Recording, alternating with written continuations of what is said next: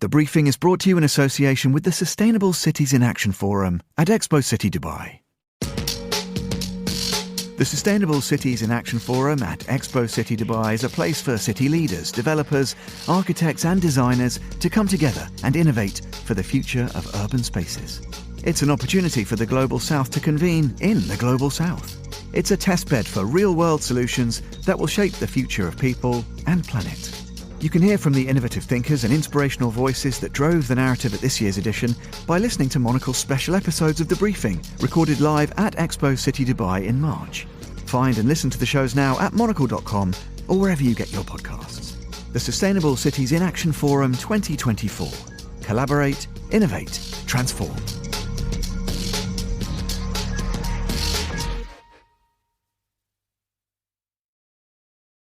You're listening to The Briefing, first broadcast on the 26th of April 2024 on Monocle Radio.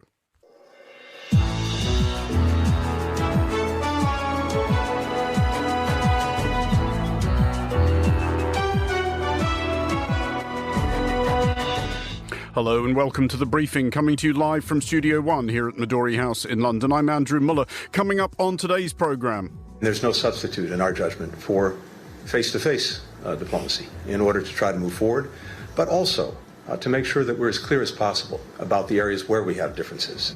US Secretary of State Antony Blinken has China's list of red lines read to him. Boeing's first quarter results merely bad as opposed to the anticipated dreadful. A wrap-up of the day's business news and... Do not be fooled by our politeness. Our bows are made of rituals. Death is in our air. A look at what you could be watching this weekend. That's all coming up right here on The Briefing on Monocle Radio.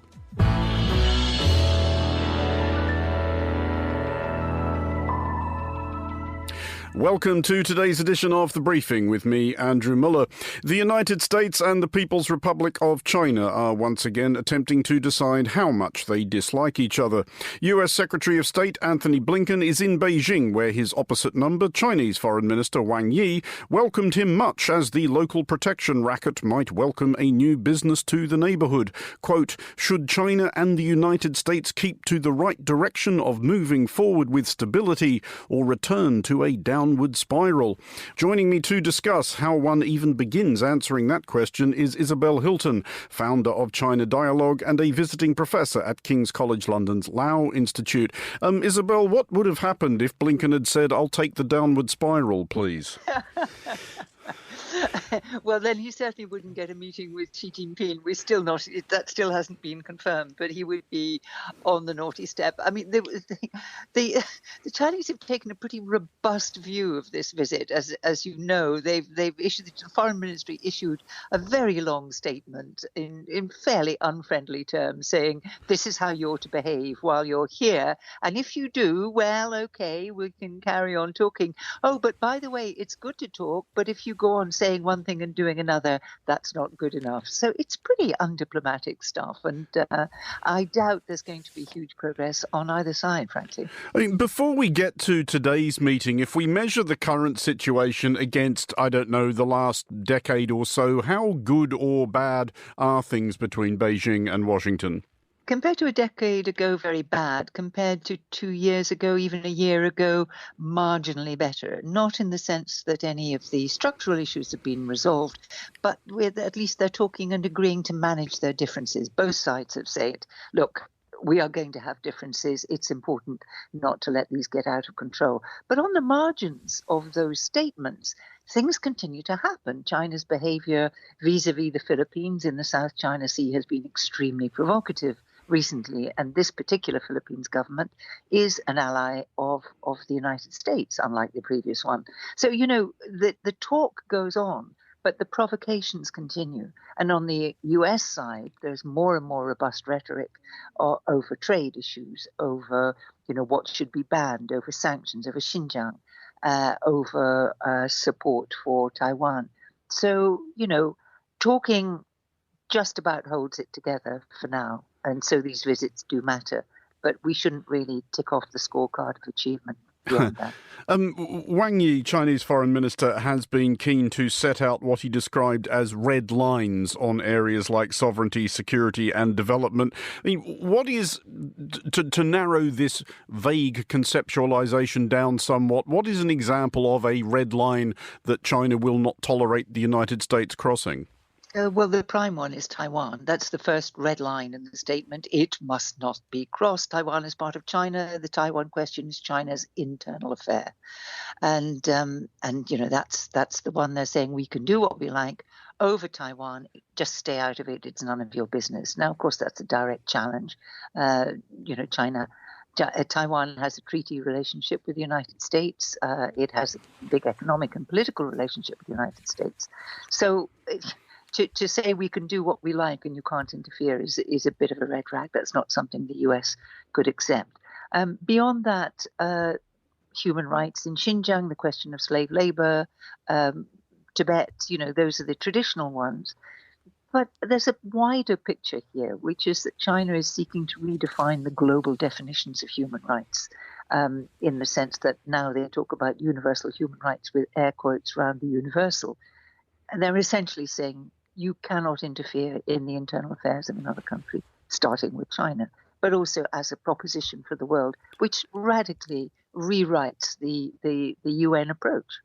But on the subject of Taiwan in particular, I mean, Wang Yi knows that that's all nonsense, doesn't he? He knows that the United States is very invested in Taiwan and certainly is interfering by any definition that China would apply. There was, of course, more aid to Taiwan in this much delayed package, including the $61 billion in aid for Ukraine that was recently passed by Congress.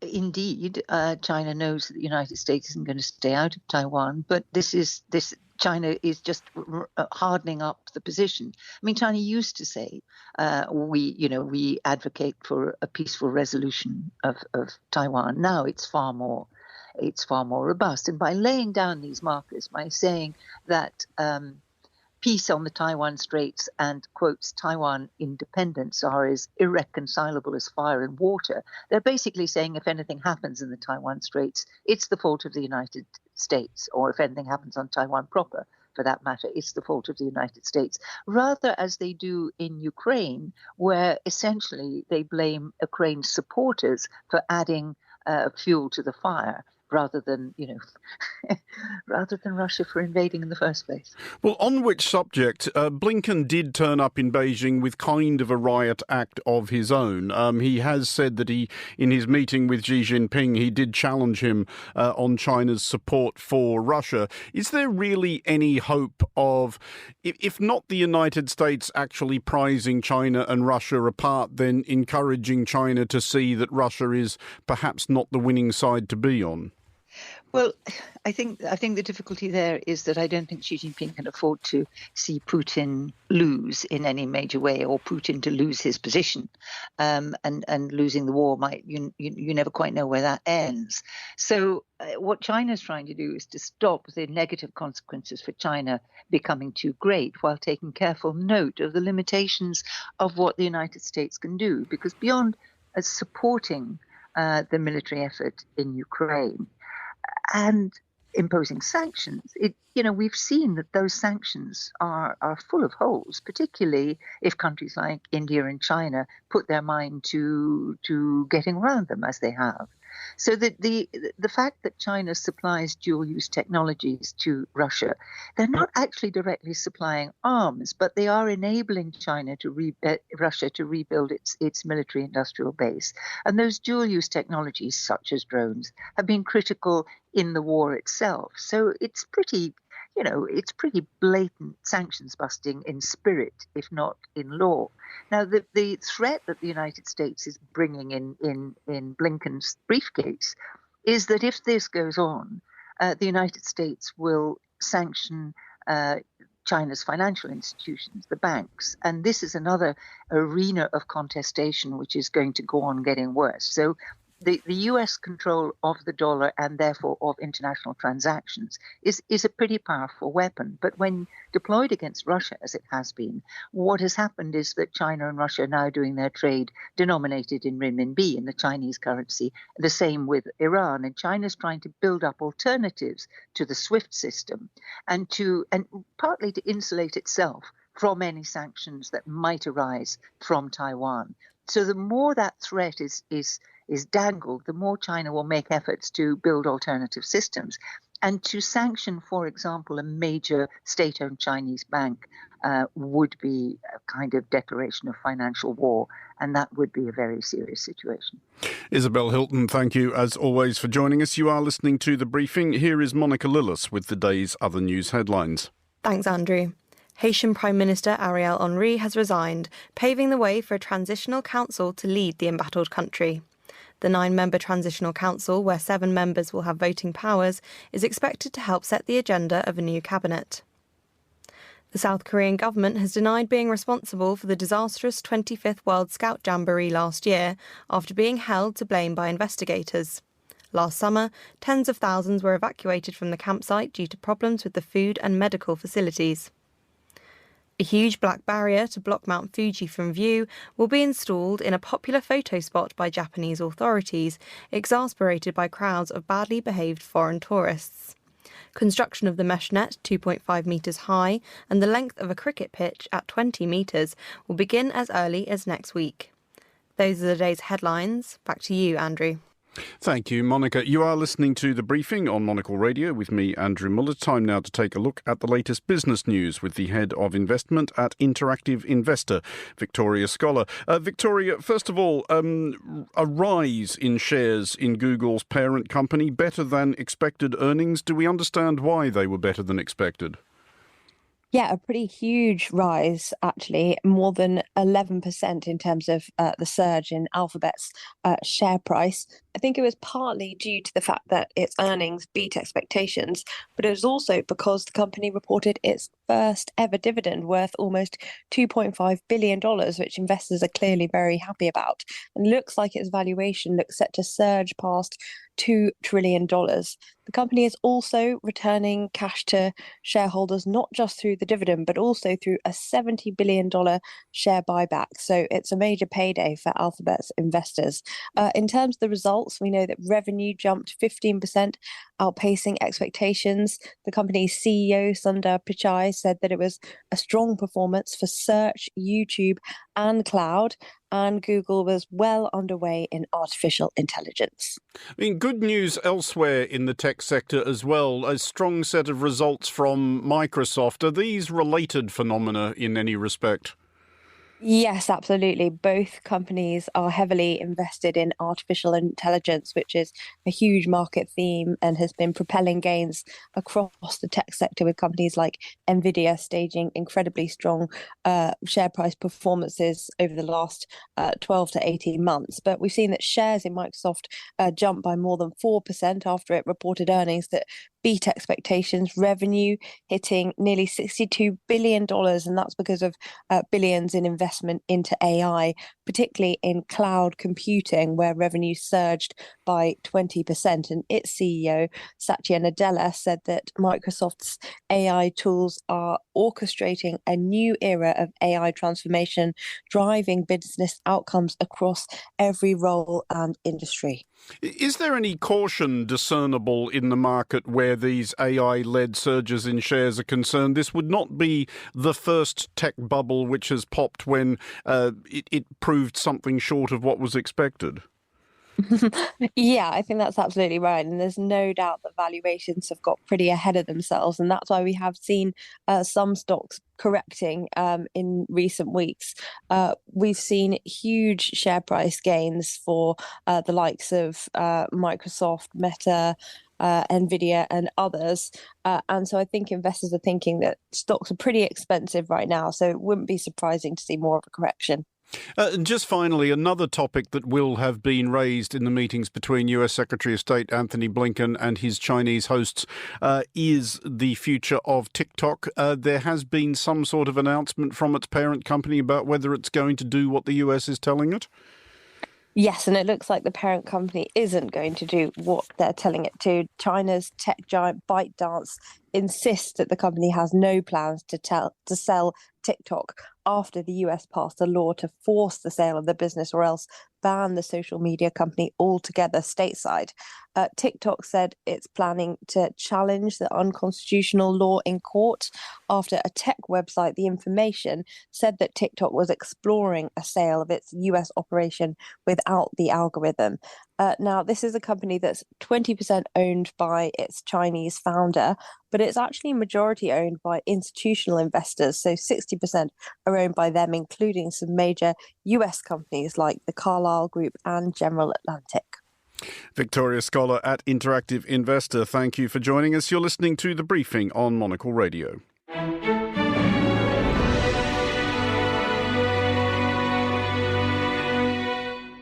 You're back with The Briefing on Monocle Radio with me, Andrew Muller. Time now to get a look at the latest film and TV releases, which will be hitting our screens this weekend or next week, with the TV and culture critic Ashanti Omkar. Ashanti, we're going to start with Challengers, which I believe is out now. That's right. It is out right now. It's Luca Guadagnino's latest. It's it's been labeled as a romantic sports film, which I really quite like the way they've labeled that, because it's very rare to find a film that mixes sports with romance. This one is all around tennis, and it has Zendaya in it. Zendaya, obviously, we've seen her kind of become an actress from being a singer. And she's really bringing her A game now. She's getting better and better. She was in Dune 2. She's in the Dune series. And she's literally slaying, as we would say, because she is doing such a great job. And in this one, she stars with Josh O'Connor and Mike Faist. We've seen Josh, obviously, in The Crown. He's a superb actor. And it's really nice to kind of see him doing a role like this. It's a very kind of intense, very sexy film, actually. And Luca Guadagnino always goes for these slightly different topics. And in this case, he's taken the backdrop of tennis for it. I mean, all romantic comedies, I guess, have to be set somewhere or in some context. But are there lots of laboured analogies between romance and tennis? Are there interminable sequences of jokes based on the double meaning of love, for example, or are we spared that? This is not a rom-com. This is a romantic sports film. By no means is this a comedy. I'll be surprised if anyone laughs during this film, because this film has not only a thumping score, but it's a very intense love triangle. And the character of Zendaya is that this is a woman who wants to dominate in some way or the other. And that's, she goes from a young girl who's kind of playing tennis, really good at tennis, finds out that at some point in life she can't. I don't want to give you a spoiler about it, because there's a very big scene there. But at some point in life, she realizes she can't continue playing tennis. So what she does is she set her sights on these two guys who are amazing tennis players, with Mike Faist and Josh O'Connor. And Mike is the one, Art Donaldson, and they become the Donaldsons. And the Donaldsons are now here to dominate. And this is not really a comedy at all. You will not see any funny scenes in that sense. It might make you chuckle here and there, but this is a very, very serious film. Okay, well, let's move along to The Fall Guy, and I am ancient enough that I can remember the actual TV programme, and incredibly, I realised earlier, I can still actually just about hum the theme tune. Ooh, amazing. I mean, I'm not going to do that, to be clear, but I think it's important for listeners to know that I could if I wish to. I love that you remember this. This one is an action comedy. So this one is a comedy, and it will make you laugh a lot. This is David Leitch giving us, this look into the world of stunts, and he gives us such a great look. In fact, it's a category that should be lauded more in the world of cinema, and it isn't as much, in action cinema. And this one has the perfect casting, the Barbenheimer duo, as I like to call them, Ryan Gosling and Emily Blunt. coming together with Winston Duke, Aaron Taylor-Johnson, who may be our next James Bond, Hannah Waddingham, she's become a national treasure for the UK from her Ted Lasso days, and Stephanie Hsu will make an appearance in it that will make you smile and probably gasp a little bit here and there. This one is really good fun. I have to say that I was already expecting it to be great. It came via SXSW, and I went into this and thought, this is just the type of movie I want to you've had a long week, you've been working hard on a Friday night or on the weekend. This is the perfect film, and it comes out on the 2nd of May, so we don't have long to go to watch it. Would listeners be correct in anticipating a lot of explosions and car accidents? 100%. The Excellent. car chases are brilliant. The fight sequences are brilliant. And there's a film within the film. So it almost kind of immerses you into that action in such a brilliant way. I mean, obviously this is a riff on a 1980s TV series. Do they do any sort of side-eye to camera meta references to the original Fall Guy, or do they assume at this point that people who are old enough to remember the original Fall Guy are probably a bit past going to see movies with explosions and car chases in them?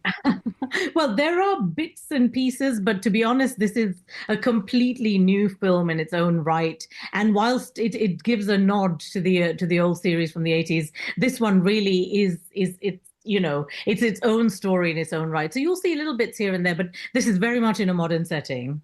Well, finally to Shogun, a clip of which we did here at the top of the show. This is streaming now on Disney+, so Disney Plus enabled listeners can tune into it as soon as they're done listening to the briefing. Are we recommending this? We are recommending this very, very highly. This is one of the best series to come out in many years, and it is absolutely fantastic. You can now binge the whole thing. So it has just, they were giving it to us in drips and drabs every week, and now finally you've got the finale has come out. So now you can watch it in one shot. And I'll just have to say to you, binging this is the best way to consume it. It looks into a piece of history. It's very interesting because, I certainly didn't know that there was a young man from Kent in the UK who goes to Japan and then becomes tied up in feudal Japan in such a way. And we get to really experience Japanese culture. You'll be heading for your matcha tea and you'll want to do all those things when you're watching this and after you're watching it. I would say maybe go and do some shopping en route so that you can sit and binge this in one shot. So you're suggesting people perhaps could equip themselves with the necessary cuisine, perhaps even the costumes. I'm just having ideas over here. I mean, if you're into cosplay, you might like to do that. Because this is so beautifully crafted. It's going to jump out at you in your homes. I always wish that I saw this as a long extended movie. It spent a whole day watching this on the big screen. It is really that beautiful. Well, that does bring me to the final question I wanted to ask about Shogun. James Clavell's original novel is one of those proper sort of 20,000-page doorstoppers. Obviously, there is a sense of the epic about this story. Does that come across even if you are watching it on a television, however hefty that television may be? Absolutely, it does. I can tell you that even if you saw this on your tiny screen, and I don't recommend that because you won't get that experience, but even if you saw it on your phone screen, because they've got a lot of beautiful close-ups. This is what makes, something like this work for television so well. You can give it that long form, and also the way they've shot it, the cinematography is just absolutely beautiful, and you will be drawn to it on whatever size screen you watch it. Ashanti Omkar, thank you very much for joining us. You are listening to The Briefing.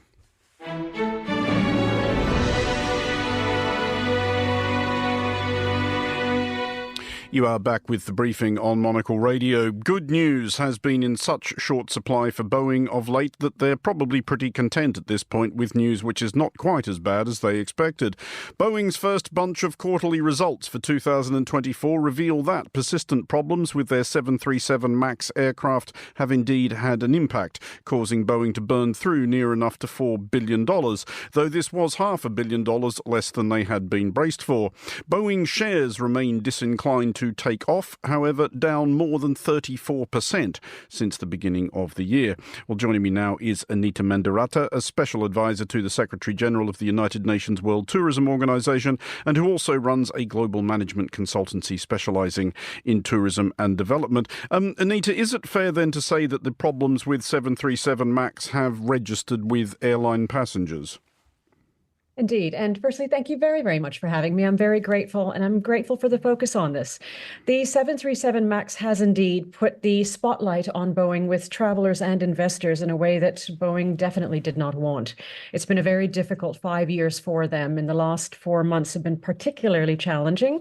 And as you've rightly called out, the FAA in the US has actually put a production cap on the 737 MAX, which has again made travelers very nervous, as normally we're not talking about the manufacturers, we're speaking about airlines.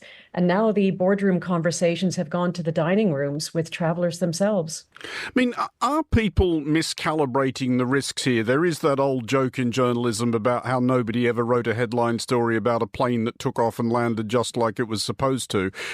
Airline and aircraft mishaps do attract a disproportionate amount of attention for obvious reasons. How many people are really starting to think about whether or not they really want to fly on a 737 MAX?